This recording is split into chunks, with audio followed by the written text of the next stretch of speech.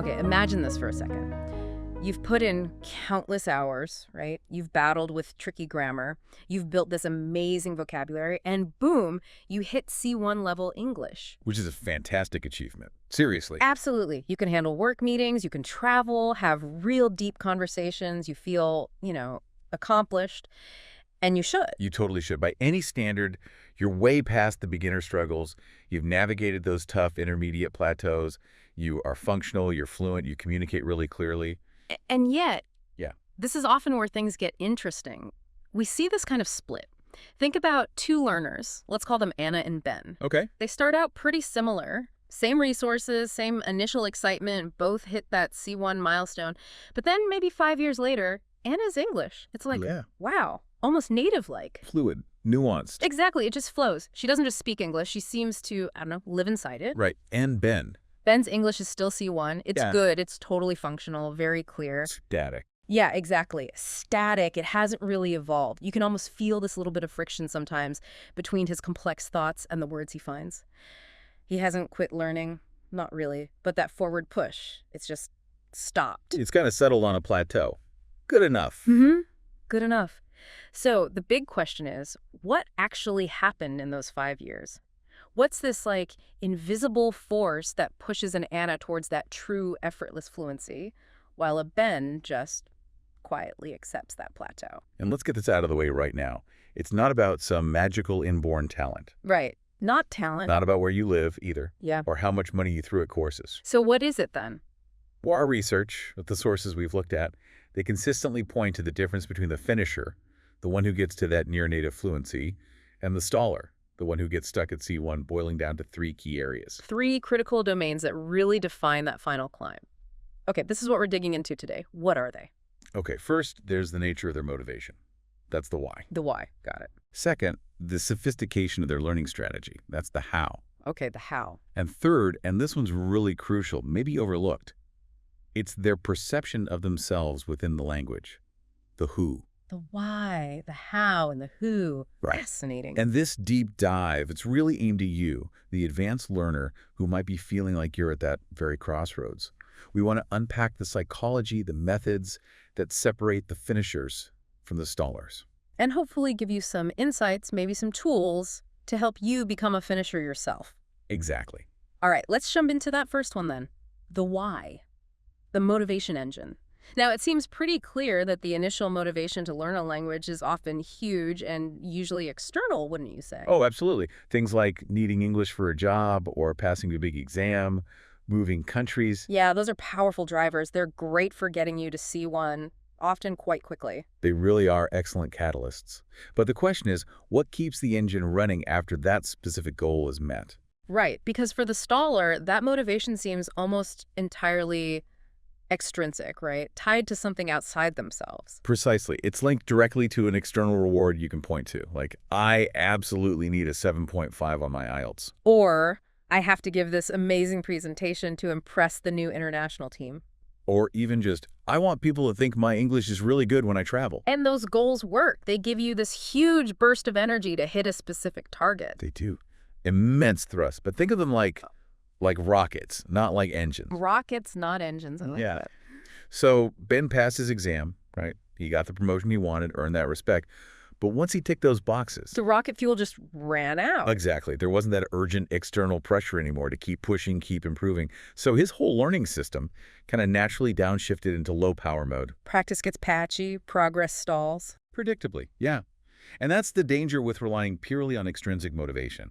It's inherently fragile. Once Yeah. you satisfy the goal, it leaves this vacuum. Yeah. And for a C1 learner, that vacuum is the plateau. Okay, so if the staller has a rocket that burns out, what's powering the finisher? What's different inside them? The finisher seems to go through this really significant psychological shift.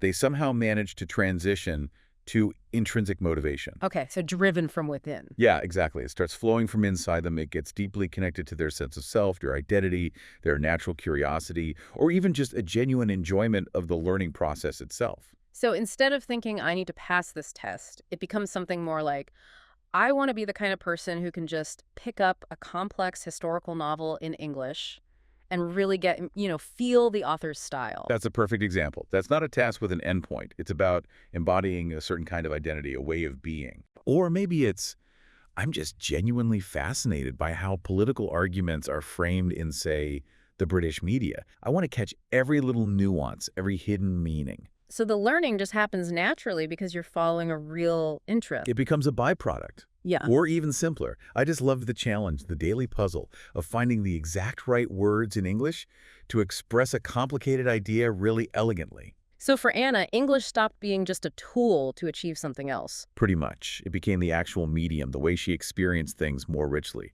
whether that was her hobbies, her professional reading, or friendships. And this shift creates what we're calling a perpetual self-renewing source of energy. Like a fusion reactor instead of a rocket. Exactly. It's a fusion reactor that just keeps going. It doesn't burn out. Wow, okay, a fusion reactor. That's a great metaphor. Yeah. But how do you find your fusion reactor? Especially if maybe that initial rocket fuel, that external drive, feels like it's already gone. Well, there's a really practical technique, actually borrowed from business strategy, called the 5 whys. It's designed precisely for this. The 5 whys. Okay, how does it work? It's simple, really. When your motivation feels low, it's often because those surface-level extrinsic goals are already met. Yeah. So to dig down to the deeper intrinsic stuff, you just ask yourself why. 5 times, each time questioning your previous answer. Want to try it? Yeah, let's do it. Okay, starting question. Why do I want to improve my English? My first thought is, to perform better in international meetings. Okay, good. Extrinsic, clear. Now ask again. Why do you want to perform better in those meetings? Because I want my ideas to actually be heard and respected by everyone, not just my local colleagues. Makes sense. Third why. Why is it important that your ideas are heard and respected? Because I genuinely think I have valuable things to contribute in my field. Okay, we're getting warmer. Fourth why. Why is making valuable contributions important to you? Because I want to feel like I'm a competent and influential professional, someone who actually shapes things. Right. And now for the fifth, the crucial one. Why do you want to feel like a competent and influential professional? Because being a leader, being a creator, someone who makes an impact in their area, that's just a fundamental part of who I am. My identity. Ah. Okay? There it is, you see. Yeah, it suddenly clicks. It's not really about the meetings at all, is it? It's about fulfilling this core part of me. Exactly. And when you can connect your English learning directly to that fundamental sense of identity, suddenly every little bit of practice isn't just a chore. It becomes an act of reinforcing who you truly are or who you aspire to be. That really reframes things. Okay, so motivation gives you the fuel, the why, but then you mentioned the how, the strategy. You could have a fusion reactor, but if your car's just spinning its wheel. You're not going anywhere. Precisely. Strategy directs the vehicle. 2 C1 learners could spend the exact same number of hours on English each week. But get totally different results based on how they spend that time. Absolutely.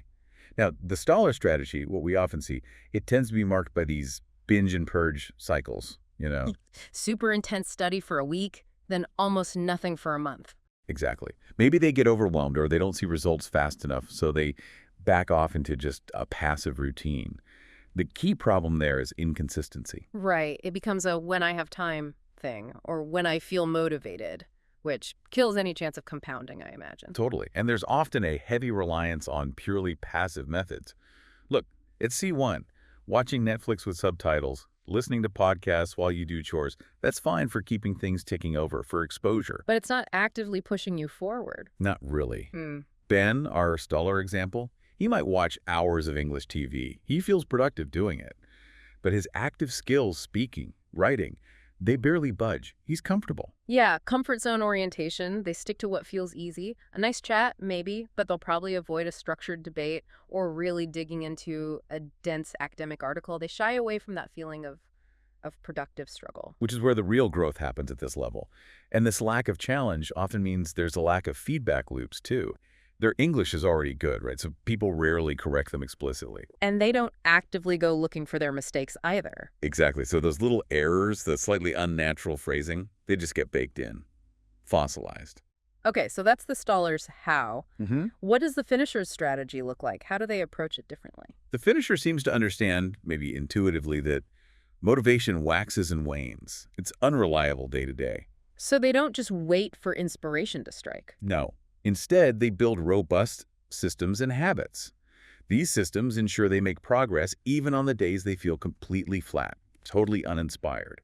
It's about focusing on systems over goals. Systems over goals. Like from James Clear's Atomic Habits. Exactly that kind of thinking. So instead of a vague goal like, I need better vocabulary. Which is hard to act on day to day. Right. Their system might be, every morning I read one challenging article from, say, The Guardian. I identify 3 new collocations I want to own, and I immediately put them into my Anki flashcard deck with a good example sentence. That's very specific, very actionable. And it sounds like it ties into deliberate practice too, doesn't it, from Anders Ericsson's work? Absolutely central to it. Deliberate practice is, by definition, purposeful. It's structured. And it's specifically designed to push you just beyond your current limit. So stretch your abilities. Precisely. So Anna, our finisher, she doesn't just chat with people. She might go into a conversation with a specific conscious goal. Okay, today I'm going to try and use those 3 new phrasal verbs I learned. Or I'm going to really focus on practicing that falling intonation pattern. She's actively seeking out the difficult bits. Yes, she leans into discomfort. She sees that feeling of mental strain not as failure, but as a signpost. Proof that she's actually learning, actually growing. She'll deliberately pick the book that looks a bit too hard, or the podcast that speaks a bit too fast, or the debate topic she knows nothing about. And the feedback thing. They don't just tolerate mistakes. You said they hunt them down. Aggressively. They see mistakes not as embarrassing slip-ups, but as valuable data. Anna might record herself speaking, not for fun, but specifically to analyze it later for errors or awkward phrasing. Or she might explicitly tell her tutor, please be brutal, correct everything. Every unnatural phrase, no matter how small. It's a completely different relationship with error. Okay, this is making a lot of sense. So for listeners wanting to build their own finisher system, what are some concrete, actionable things they could start doing, like today? Well, first, to just get started and beat procrastination, use the 2-minute rule. The 2-minute rule. Yeah. Instead of psyching yourself out with, I have to study for an hour, make the initial habit tiny. Something like, I will open my grammar book, or I will put on my headphones and just select the podcast episode. Just lower the barrier to starting? Exactly. Make it so easy you can't say no. Often, once you've started, you'll keep going anyway. Clever. What else? Habit stacking. Link your new English habit to something you already do automatically. Like piggybacking on an existing routine. Precisely. Yeah. After I pour my morning coffee existing habit, I'll write 1 sentence in my English journal new habit. Or during my commute, right after I sit down on the train existing habit, I will do my Anki flashcard review for 10 minutes new habit. So it just slots into your day naturally. It embeds it, takes the decision-making out of it. And you mentioned something intriguing earlier, designing a pain cave. What's that about? Yes, the pain cave. This is about carving out a dedicated time slot, maybe 30 to 60 minutes, specifically for high-intensity, focused, deliberate practice. Stuff that really pushes you. Okay, like a workout for your English brain. Give me an example. Okay, for writing, you could try the writer's gym. Step 1, read a challenging article. Step 2, write a 300-word summary or your reaction to it. Step 3, and this is key, use a tool like GPT-4. Ah, using AI for feedback. Yes, but with a very specific prompt. Tell it. Act as a stringent editor for the New York Times. Focus only on C1 level nuances. Idiomatic language, sophisticated sentence structure, subtle tone, word choice. Get really demanding feedback. That's smart. What about for speaking? Try the Speaker Studio. Pick a genuinely complex question. Maybe, what are the ethical dilemmas surrounding AI development? Give yourself just 1 minute to mentally prepare. Okay, pressure on. Then, record yourself speaking for, say, 3 minutes straight. Afterwards, listen back, but transcribe only the first 30 seconds. Meticulously analyze that short snippet for every hesitation, every filler word, every grammatical slip, every awkward phrase. Wow, really zoom in. Then immediately re-record just that 30-second section, trying to implement improvements based on your analysis. Yeah. Repeat if needed. That sounds tough, but incredibly effective. It really feels like having a system like this just automates progress, doesn't it? It takes willpower out of the equation day to day. It builds momentum, creates that unstoppable compounding effect on fluency. Which leads us beautifully into the third domain. And for me, this is where it gets really deep, maybe even a bit philosophical. Who's the perception of identity. Our sources suggest this might be the biggest yet most overlooked factor. It's absolutely fascinating and perhaps the most profound differentiator.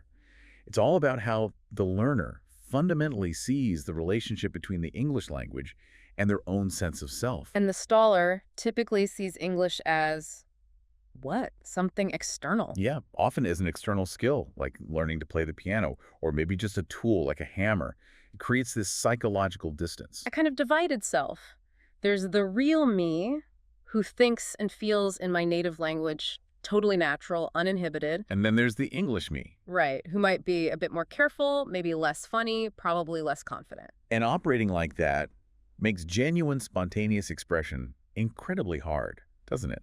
Because it always feels slightly like you're putting on a performance, playing a role. Which must feed into perfectionism, too. Absolutely. It leads directly to what we call the curse of perfectionism. For the staller, making a mistake feels really high stakes. A grammar error isn't just a slip. It feels like a flaw in their performance, a crack in the carefully constructed facade of their good English. So they become risk-averse.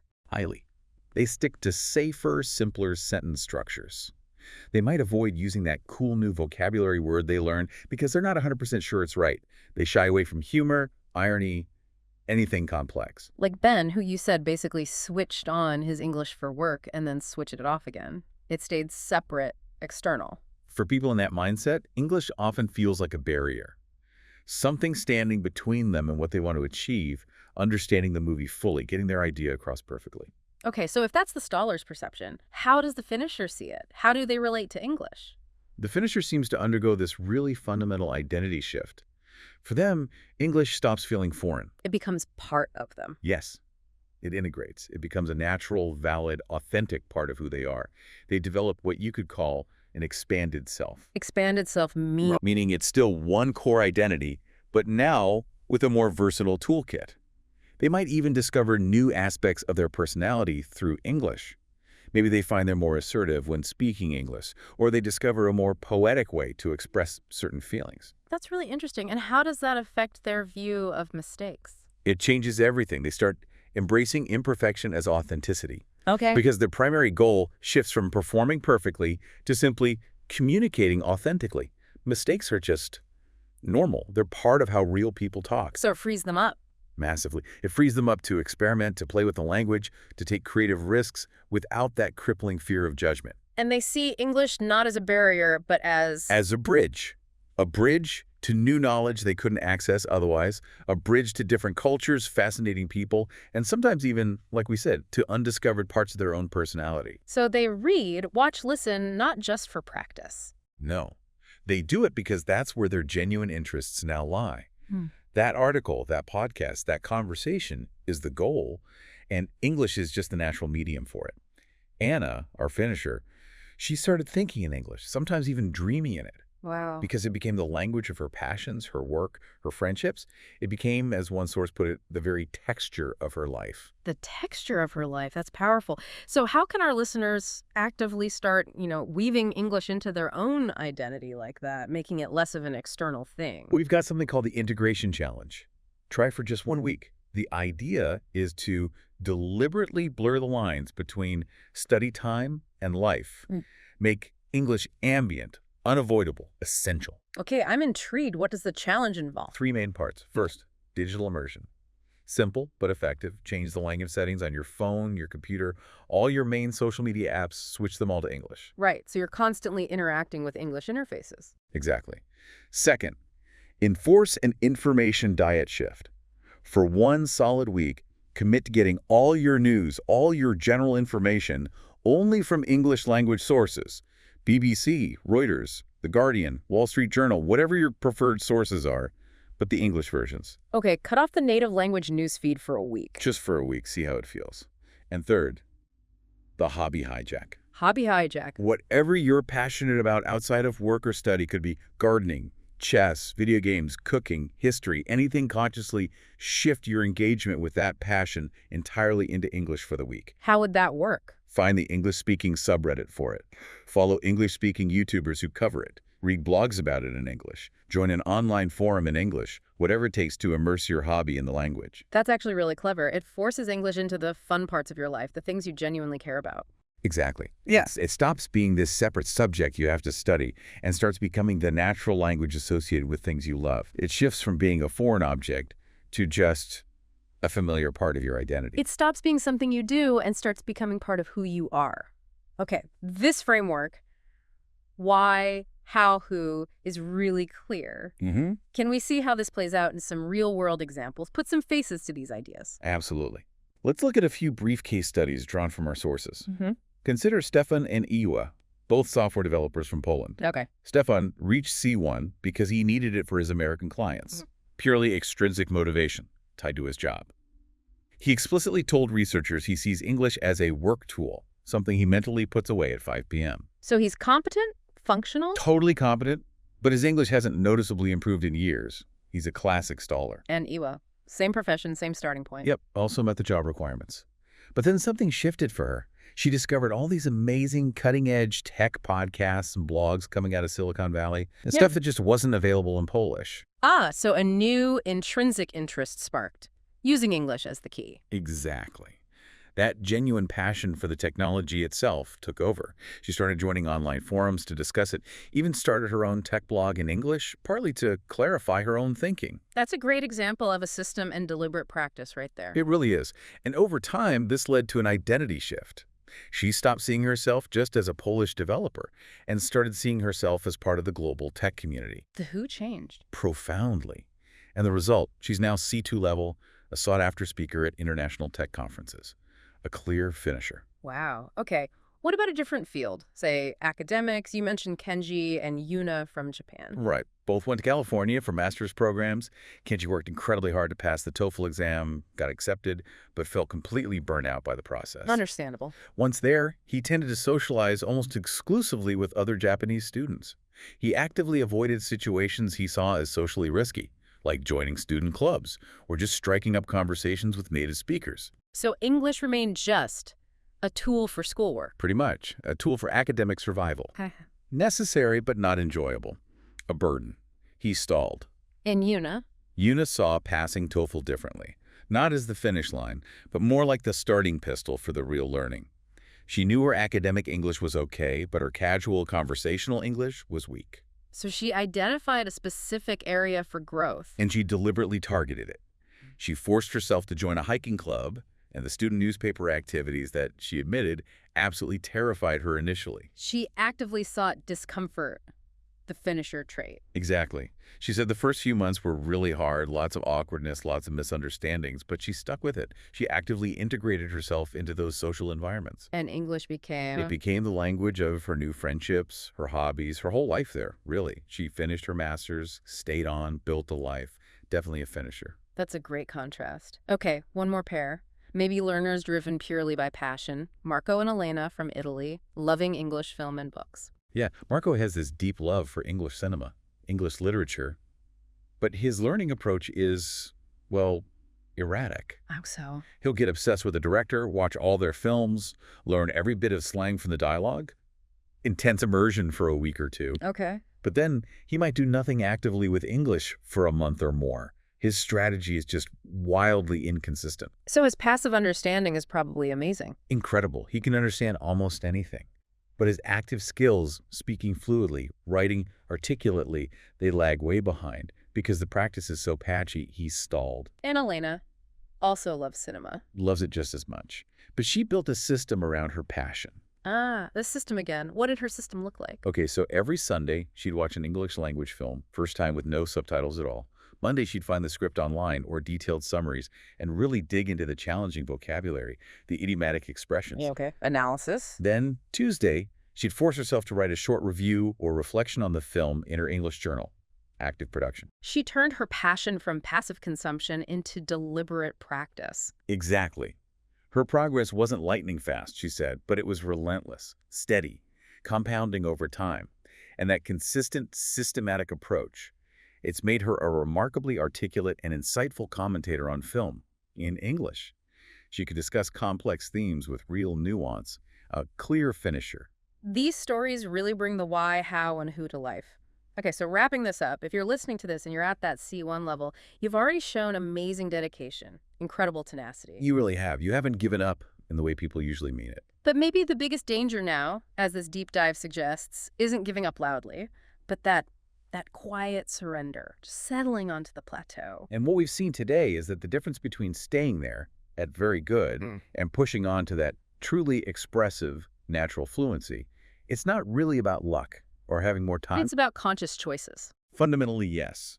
It's the choice to really dig deep and find or maybe reignite a motivation that burns from within your why, something that will keep you going long after those initial external goals are met. It's the choice to move beyond just doing activities and actually build intelligent, disciplined systems for your learning your how. Systems designed for consistent, deliberate, maybe even uncomfortable growth. And maybe the deepest choice of all. It's the choice to allow English to truly permeate your sense of self, to shift your who, to let it stop being just a foreign language you use and become a genuine and integral part of who you are. So, as you think about your own English journey, maybe take a moment for some honest reflection. Ask yourself these questions. Your why, is it a spent rocket, or are you building that fusion reactor for the long haul? Your how is just a random collection of comfortable passive things you do sometimes? Oh, Or have you intentionally designed a meticulous system aimed at real, deliberate, boundary-pushing growth? and who is English still a mask you put on sometimes? Or is it slowly, genuinely becoming part of your face, an authentic extension of your true self? Look, you're standing right there at the base camp of the final summit of your language journey. The path up from C1 is steep, no doubt about it. It demands a different kind of climbing than what got you here. More strategy, maybe? More psychological resilience? Definitely more heart. Absolutely. But please don't feel discouraged by that. You've come so incredibly far already. You've proven time and again that you have exactly what it takes to reach this altitude. All that's really left now is to make that conscious choice. Choose the path of the finisher. Take that next deliberate step, guided by your why, your how, and your evolving who. And the view from that final summit, I promise you it is absolutely worth the climb.